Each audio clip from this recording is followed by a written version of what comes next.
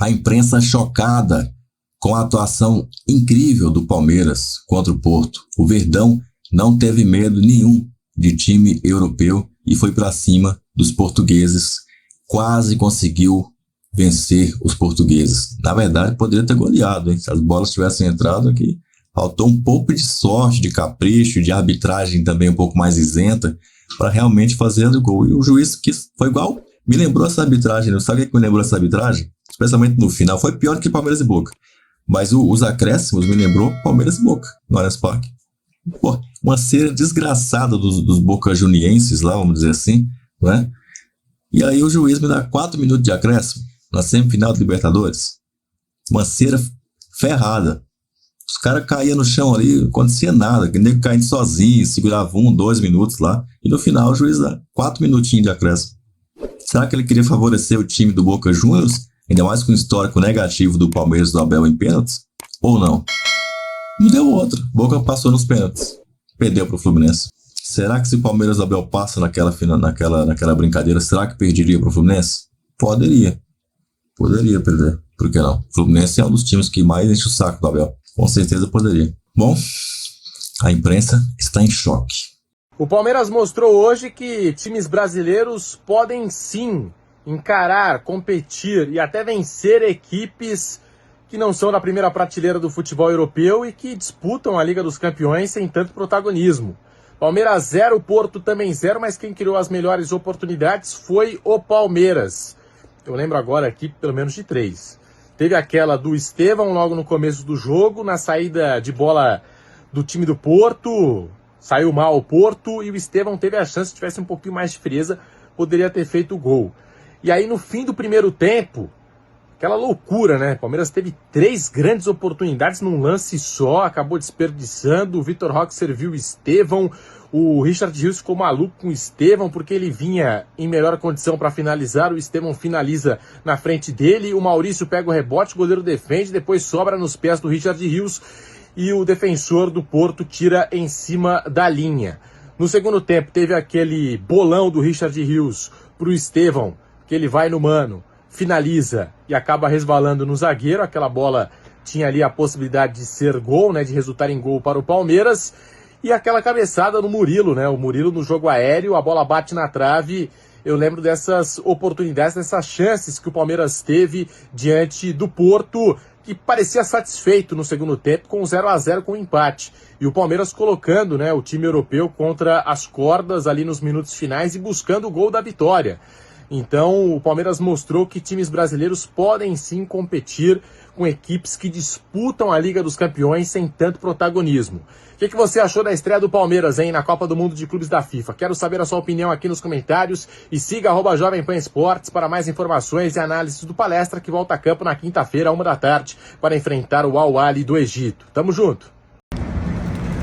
Um empate amargo teve o Palmeiras na estreia da Copa do Mundo de Clubes aqui no MetLife, em New Jersey, nos Estados Unidos. O time buscou, mas não conseguiu transformar alguns momentos bons em gols, perdendo algumas chances que poderiam ter levado o Palmeiras a conquistar os 3 pontos na estreia contra o Porto de Portugal, aqui nos Estados Unidos da América. O técnico Abel Ferreira lamentou o que aconteceu, entendendo que foi uma pena o Palmeiras não ter conquistado esses 3 pontos. Mas eu acho que uma observação deve ser feita. Muita gente está dizendo que o Palmeiras amassou o Porto. Não foi bem assim. O Porto criou pelo menos 5 boas chances durante o jogo aqui no MetLife. O Palmeiras criou outras 5, 6 chances também. Então, nesse aspecto, se faltou pontaria, se faltou a finalização certeira para a equipe do Palmeiras, também faltou para a equipe do Porto, para a gente também não criar um factoide em relação a essa estreia do Palmeiras. Na construção de jogo, o Palmeiras construiu bem, mas faltou a finesse, faltou a categoria, faltou a capacidade técnica para empurrar essa bola para dentro do gol. E aí o goleiro Ramos se destacou, o substituto do Diego Costa, que está machucado, o grande goleiro português, campeão da Nations League pela seleção portuguesa. O Ramos fez grandes defesas. Aos 45 minutos do primeiro tempo, o Palmeiras teve a grande chance. Eu até cronometrei, foram 7 segundos em que o Palmeiras fuzilou o gol do Porto e não conseguiu fazer o gol.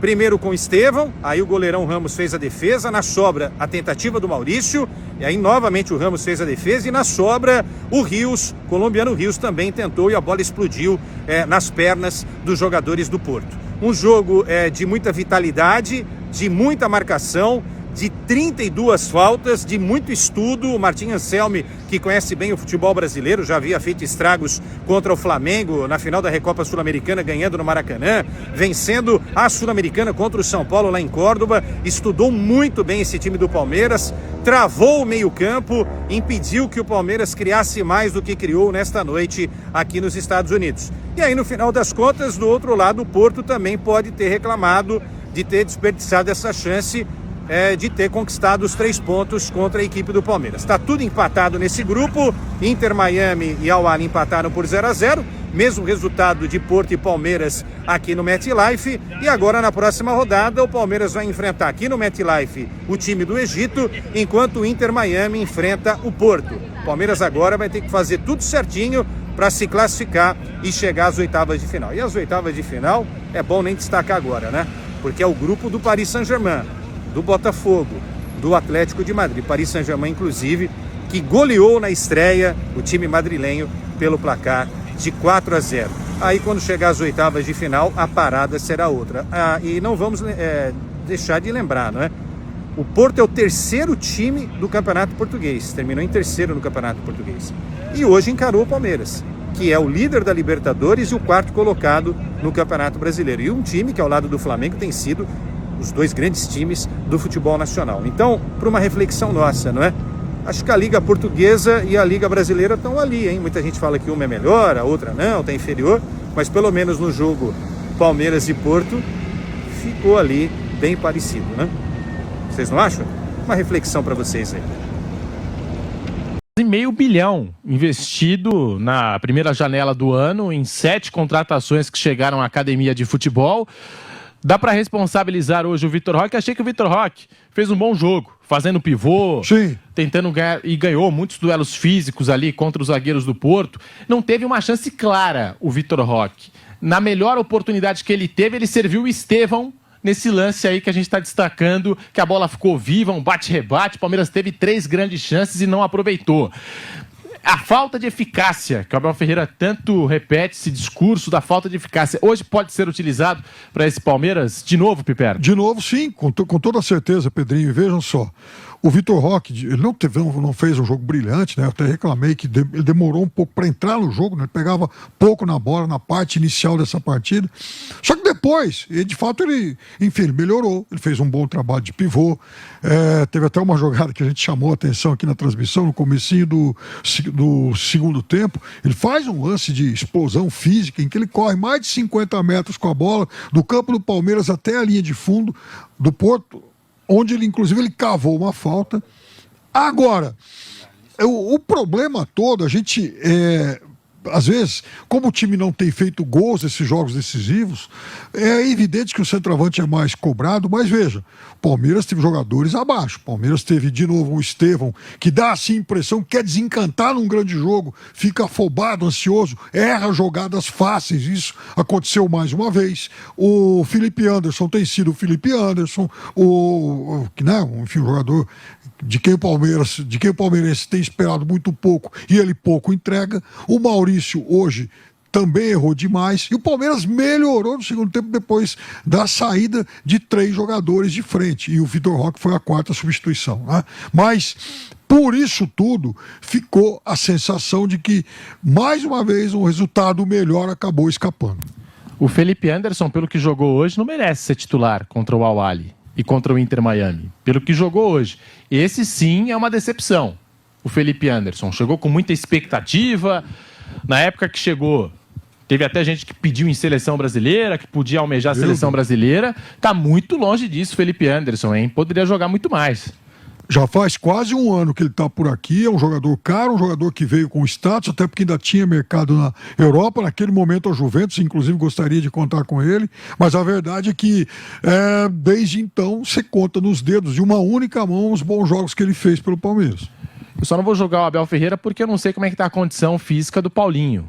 O Paulinho, a gente sabe, o Palmeiras tem tido um cuidado, um trabalho especial com ele, tem feito controle de carga. Desde que chegou do Atlético Mineiro, ele não fez um jogo completo ainda, não jogou um jogo ainda os 90 minutos com a camisa do Palmeiras. E daquele trio dos sonhos da torcida do Verdão lá no começo do ano, Vitor Roque, Paulinho e Estevão, esse trio só jogou junto uma vez, só esteve em campo ali, os três juntos, apenas uma vez. Porque depois do que vi do Felipe Anderson no primeiro tempo, eu já teria voltado com o Paulinho para a segunda etapa. O Paulinho volta com 15, né? O Paulinho entra em campo com 15 minutos da segunda etapa, junto com o Rafael Veiga e junto com o Alan. O Alan entrou bem no jogo também. Ele entrou bem no jogo, mas tem um outro aspecto aí, Pedrinho. A presença do Felipe Anderson, ela não é algo que atrapalha o Palmeiras somente do ponto de vista técnico, porque é um jogador que vem rendendo muito abaixo. Mas, sobretudo, também ele provoca um prejuízo tático ao Palmeiras, porque ele fecha o corredor que pode ser mais bem explorado pelos avanços do Richard Rios. Então, quando o Felipe Anderson está em campo, tem mais um atacante jogando por lá, o Richard Rios sobe menos.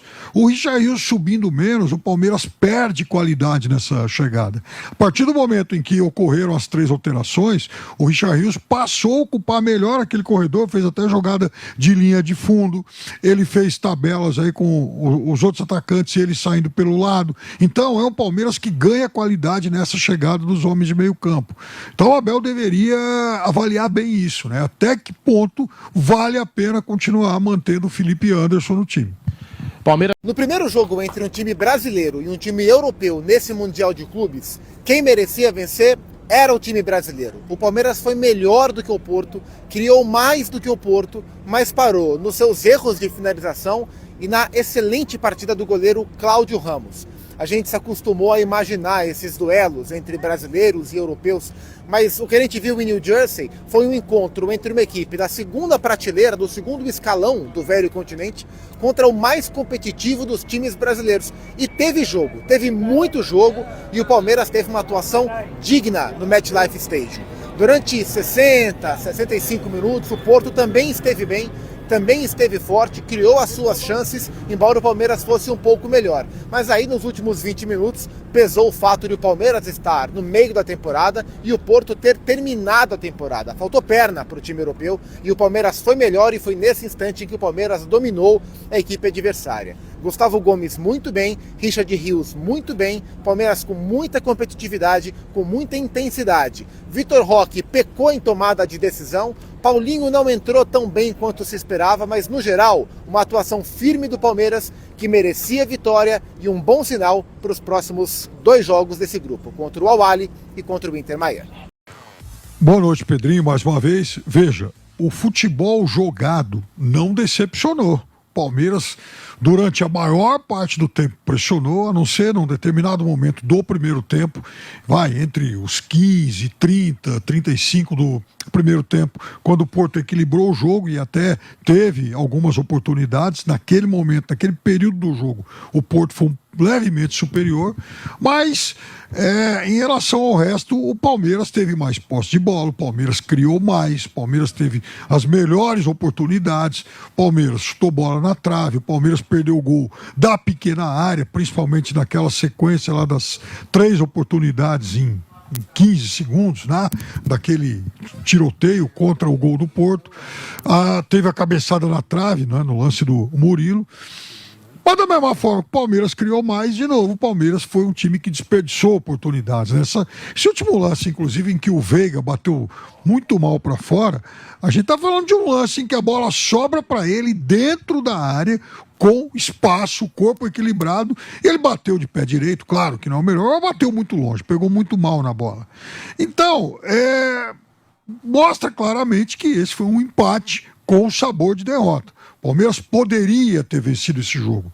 E veja, ganhar um jogo na estreia de um Mundial contra um clube europeu, contra uma equipe europeia, embora hoje um time distante do primeiro escalão europeu, é óbvio que mexeria com a autoestima do time, seria até do ponto de vista anímico importante, e o Palmeiras desperdiçou essa oportunidade. Desperdiçou essa oportunidade contra aquele que, para mim, é um dos 3 piores europeus desse campeonato, ao lado do Benfica e também do Salzburgo. De qualquer forma, foi o Palmeiras que, no segundo tempo principalmente, mostrou que pode ser mais competitivo, né? O Palmeiras, depois das alterações, tirando o Felipe Anderson novamente muito mal no jogo, que não é novidade, e isso fez com que o Abel reposicionasse o Richarlison, que aí pôde participar do jogo mais à frente, porque ele prefere atuar numa faixa de campo que era ocupada e mal ocupada pelo Felipe Anderson. O Palmeiras cresceu.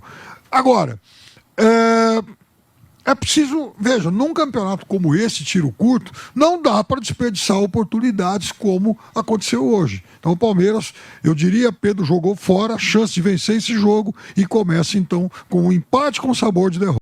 O Palmeiras criou, foi melhor que o Porto, mas perdeu oportunidades que não podem ser perdidas num jogo como esse, num campeonato de nível técnico alto. Hoje, o Palmeiras enfrentou o melhor time do grupo e sai desse estádio aqui com a chance de ter feito os 3 pontos. Não fez, porque perdeu gols inacreditáveis. Não pode perder gol embaixo da trave. Não pode perder gol desse num Paulistão. Imagina na Copa do Mundo de Clubes. Muitas vezes a gente viu o Porto fazendo cera, caindo no chão, aproveitando que o juiz não tinha critério. Em alguns momentos até deu saudade da arbitragem do Brasileirão. Inacreditável que o Palmeiras tenha perdido essas chances criadas na cara, chances flagrantes. Não significa que o Porto também não tenha dado trabalho. Deu trabalho com Mora, fez o Everton fazer 2, 3 boas defesas, mas o Murilo e o Gomes foram muito bem, conseguiram segurar quase todas as oportunidades, especialmente do pivô do Porto, que era a grande preocupação. De novo, o Palmeiras criou para sair com os 3 pontos em plena estreia da Copa do Mundo de Clubes, e não pode perder chances assim. Isso pode custar caro, pode custar, por exemplo, a primeira colocação no grupo. E o que faria o Palmeiras eventualmente escapar do PSG, que é tudo que se desenha.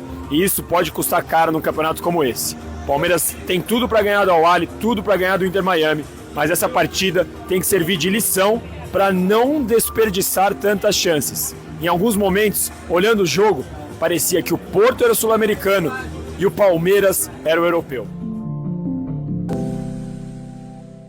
Ocasiões de gol, chances claras, não conseguiu aproveitar e por isso fica aquele sabor de empate amargo para o Palestra, porque no final das contas, né, o Palmeiras teve possibilidades de ganhar o jogo e não conseguiu aproveitar as oportunidades, né? O Palmeiras teve possibilidade de vencer o Porto, sim, no segundo tempo. Fiquei até com a impressão, Piperno, que o Porto estava contente, estava satisfeito com 0-0 e o Palmeiras buscando ali o gol. Aí vem um outro aspecto importante. O Porto tem alguns ótimos jogadores e o menino, enfim, Rodrigo Mora, a gente falou dele antes de começar o jogo, né?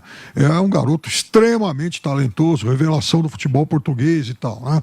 O jogo, aliás, no duelo dos meninos de 18 anos, o português jogou mais que o brasileiro. O Mora foi mais jogador hoje do que o Estevão. Agora, o Porto, ele também tem menos banco que o Palmeiras. Então, no momento em que os 2 treinadores tiveram que trocar, o Palmeiras melhorou no jogo e o Porto caiu. Isso também ficou muito evidente. Até porque o Palmeiras tem vários jogadores que são mais ou menos do mesmo nível, né? E é difícil hoje cravar quem é que tem de fato que ser titular e quem pode ser reserva, enfim.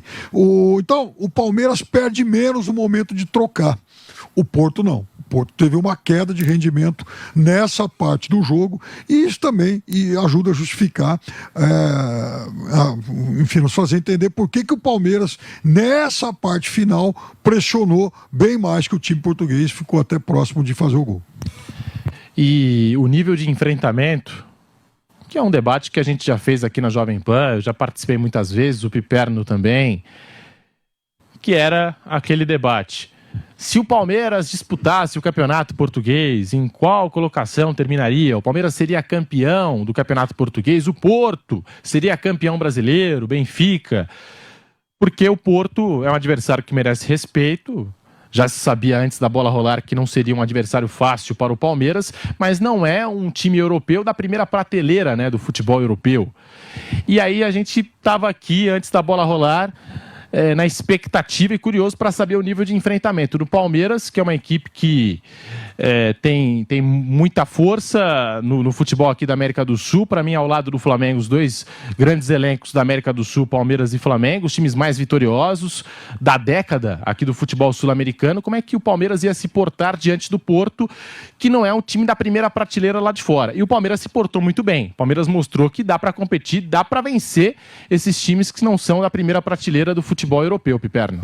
Não, veja, para mim não é novidade nenhuma. Eu disse em todos os programas que o Palmeiras, eu acho que tem melhor time que o Porto, e eu acho que Palmeiras e Flamengo, se fossem jogar em Portugal, eles disputariam o título português, né? Hoje, o melhor time português é o Sporting, que não está no Mundial. Esse é um outro detalhe também, né? Que a gente tem que considerar.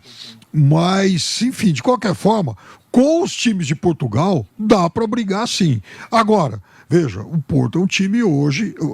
Eu acho que na Europa, entre os representantes europeus desse campeonato, para mim é uma divisão muito clara em 3 grupos, e eu já falei isso antes. Há um grupo de 6 times que são os melhores desse campeonato, mas assim, de longe. O PSG, o Bayern de Munique, o Real Madrid, os 2 ingleses e a Inter de Milão. Esses times são melhores do que os outros.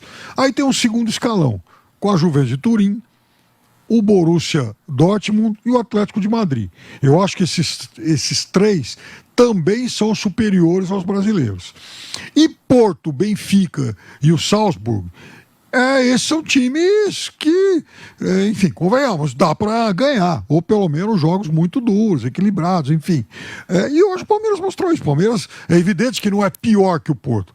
Por mais anti-palmeirense que alguém possa ser, não dá para dizer hoje que o Palmeiras correu mais riscos do que o Porto nesse jogo. Você pode até achar que o empate foi justo, mas não dá para dizer que o Porto jogou melhor que o Palmeiras, que o Porto esteve mais próximo de vencer o Palmeiras, porque não foi assim. O Palmeiras pressionou mais, teve as melhores chances no jogo. Agora, também não adianta ter grandes chances de ir lá. Final de jogo, a estreia do Palmeiras, cara, assim, na Copa do Mundo de Clubes da FIFA. Uma pena o Palmeiras ter empatado, porque teve chance de vencer. Nos pés de Estevam, cara, com o Flaco Lopes, com o Murilo. O Palmeiras perdeu gols incríveis. O goleiro do Porto, o Ramos, né, o Cláudio Ramos, com defesas milagrosas, né, salvando o time do Porto. Primeiro tempo, posso dizer para você que foi praticamente todo ele do time do Palmeiras. Segundo tempo, o Porto equilibrou um pouquinho, subiu um pouco a marcação, aquela coisa toda. Mas, assim, uma pena o Palmeiras não ter vencido esse jogo, que já daria ao Palmeiras uma condição muito boa no grupo, porque o grupo vem de 2 jogos, são as 4 equipes do grupo, de empate de 0-0. Olha só, a situação realmente difícil, né? Nesse grupo aí, ninguém fez gol até agora nesse grupo do Palmeiras na Copa do Mundo de Clubes da FIFA. O Palmeiras perdeu a chance, jogou melhor, foi um time que teve muito mais volume de jogo, teve muito mais posse de bola, mas a finalização foi um desastre. A bola não entrou.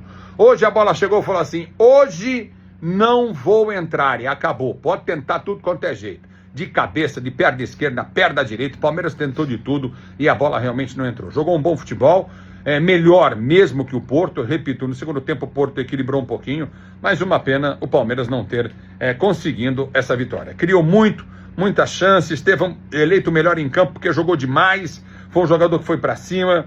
O Maurício mais ou menos, Rios mais ou menos, Adilson Moreno numa marcação muito grande nesse meio de campo, foi uma coisa que chamou muita atenção. Felipe Anderson, aquele futebol que a gente já sabe do Felipe Anderson. Vitor Roque, um guerreiro, lutou, correu, brigou, ganhou bola perdida, foi um negócio impressionante que fez o Vitor Roque. E o Everton muito bem, Giai bem, Gomes, Murilo, Piquerez sempre bem, né? E nós tivemos aí o time do Palmeiras, as alterações. Entrou depois o Lucas Evangelista, pouco fez, o Veiga entrou, jogou um futebol até com uma qualidade legal, o Veiga, né, o Rafael Veiga. O Alan entrou na direita, foi bem no lugar do Estevam. Não entendi a saída do Estevam até agora do jogo. Ele foi eleito pela FIFA melhor em campo, hein? E o Abel tirou ele do jogo.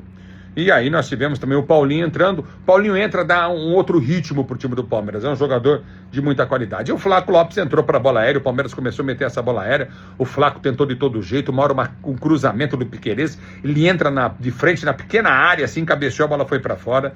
Enfim, mais volume, mais futebol. mas sem gol. Isso foi uma pena para o time do Palmeiras, que volta a campo na quinta-feira, 13h, pela Copa do Mundo de Clubes da FIFA. Sempre para Stuttgart Porsche, sua referência Porsche no Brasil, e fios e cabos elétricos Sil, se é Sil, você pode confiar. 0 Palmeiras, 0 para o Porto. Quinta tem mais. Veja, e teve aquela também do Richard Rios, que o Richard Rios lança, ele entra em velocidade, também pelo lado esquerdo, e acabou chutando de uma forma que deu oportunidade para o zagueiro do Porto da resvalar na bola, que foi para escanteio, e naquele tiroteio das três chances, isso, ele tira a bola do Richard Rios, que estava com o gol aberto.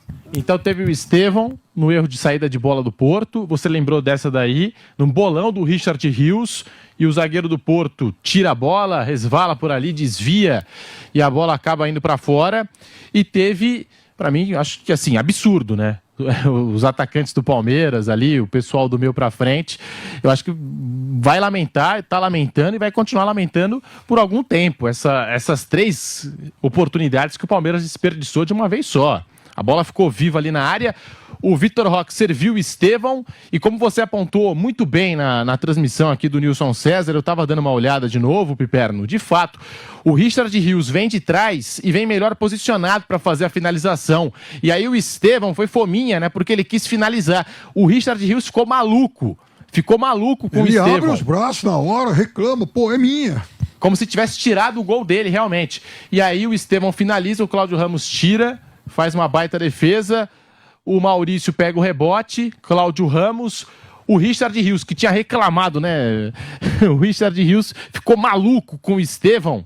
No que ele vê, a bola sobra no pé dele, tira o zagueiro do Porto, né? A marcação de uma forma assim, exemplar. Foi muito bem no lance. O Richard Rios finaliza e aí tem um atleta do Porto que tira a bola em cima da linha.